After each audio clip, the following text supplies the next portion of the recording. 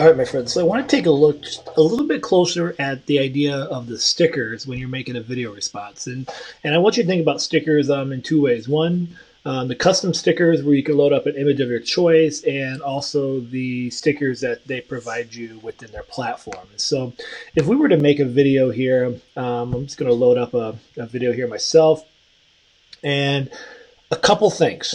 Number one, if you're using the stickers, you can search, and I know some of the new ones that they have are these arrows, which I think help if you're creating, different types of graphics and you want to highlight different things and point things out. You can start to layer these in, and so then you would have this sequence of events that maybe you wanted to highlight here. And I'm just going to use my head here as a example. Maybe we're going to talk about listening.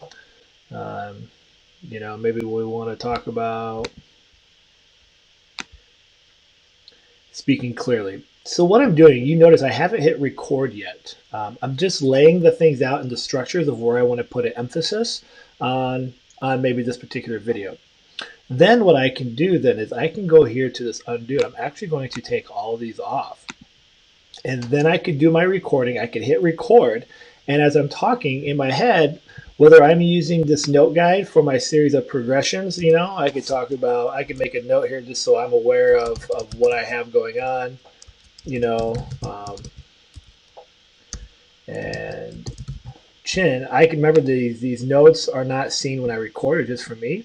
So if I were to hit this record button, I'm not going to do it since I'm multitasking here. I'd be like, hey, remember as we're talking about quality feedback with our peers and our colleagues, we want to make sure that we're doing a good job listening. We want to make sure that we're actually hearing the words that people are using. We may want to think about the tone and how they're presenting their information. And then when we present, we want to make sure that we enunciate, we speak clearly, we speak loud enough. So what I'm doing then is I'm using this redo button to bring my graphics back. And so obviously I'm just using my ugly mug face here, but we could do some other things. Like this could have easily been a whiteboard or blackboard where I maybe drew up some different things that we could use, and you could sequence that way. Here's the other kind of cool thing that can go on as well. You can create your own photo sticker. So these are things that you have created that you've already used. And so for here, I'm thinking if you're elementary, I'm thinking anchor charts. I'm thinking of what other people would be using. Maybe it's a rubric that you want to explain.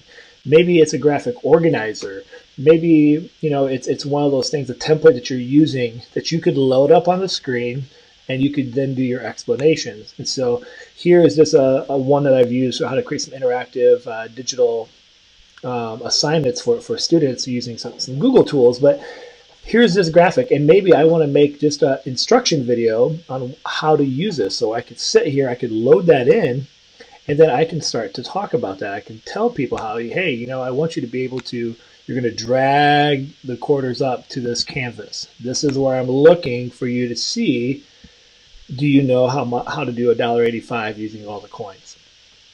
Now, the other kind of cool things that you can do, let's say that I don't have these readily available right now, but let's say that I loaded up my own custom stickers, and let's say that these smiley faces, this was my quarter graphic. So I'm just going to load up a couple of these just so you can see. I could actually make this interactive for my own learning. So we're going to pretend that these smiley faces are quarters. I'll just do one more.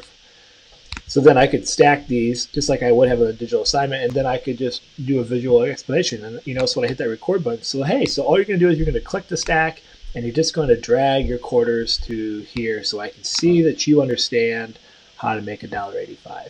So you can start to layer some of these videos and make them interactive. And remember, when you hit record, you can pause, you can add things, you can pause and start, which doesn't really come across glitchy when you're using a whiteboard or blackboard. And then you can use the redo and undo, and don't forget your notes here with the note guide. And this custom thing is really important to insert your own graphic organizers, your anchor charts, key things that you want to focus on as a primary means of your learning. So I think What I want you to be thinking about in this video is really taking a close look at stickers, not just be like, oh, yay, emojis are cute, but truly learning intention and purpose, and how can we take these videos to the next step.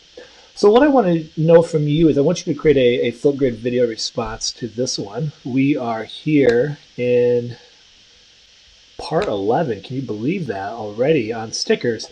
And I want to hear from you. How are you using that to enhance your instruction and the learning for your students? How are you teaching students to use these for their own videos to create higher end videos and better quality videos? And what new thoughts do you have? How could you use something like this in the future? Maybe you're just getting started, but this has triggered some new thoughts. Leave a video response. Maybe it's a video example. We'd love to see examples as educators. The more examples we see, the better. Let us know how you're doing this, because I think it's a tool. We think stickers, we think, yay, fun, but we also need to think about, yay, learning. So let's go ahead and make that stuff work. Let's collaborate and brainstorm some ideas. All right, my friends, as always, stay awesome. Peace.